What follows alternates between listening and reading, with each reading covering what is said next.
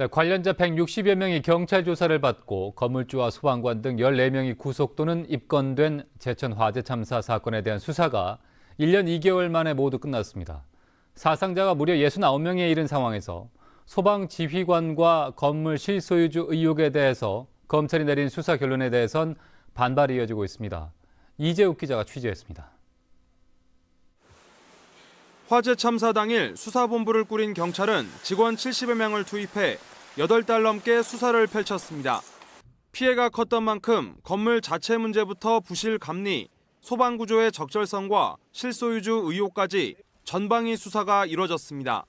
인명구조 초기 대응 부실 의혹 등 유족들께서 제기하신 수사 촉구 요구사항에 대해 엄정하고 신속하게 수사하겠습니다.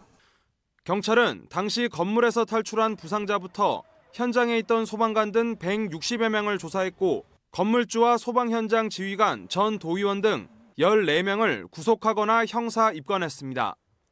사건을 넘겨받은 검찰은 지난주 건물 실소유주 의혹을 받던 전 도의원에 대한 불기소 처분을 끝으로 화재 참사 관련 모든 수사를 마쳤습니다.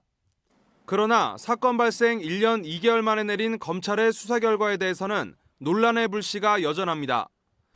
소방지휘관 2명에 대한 검찰의 불기소 처분은 유족의 반발로 법원에 재정 신청된 상태고 참사 건물 실소유주 의혹으로 입건된 전 도의원에 대한 검찰 무혐의 처분에 대해서는 경찰까지 적잖이 반발하고 있습니다. 충북경찰청 고위급 간부는 수개월 동안 검경협의로 진행된 수사 결과가 갑자기 뒤바뀌어 크게 아쉽고 거듭된 불기소 처분을 이해할 수 없다며 이례적으로 검찰을 비판했습니다. 장고에 걸친 수사는 끝났지만 여기저기서 비판의 목소리가 나오면서 개운치 않은 뒷맛을 남기게 됐습니다. MBC 뉴스 이재욱입니다.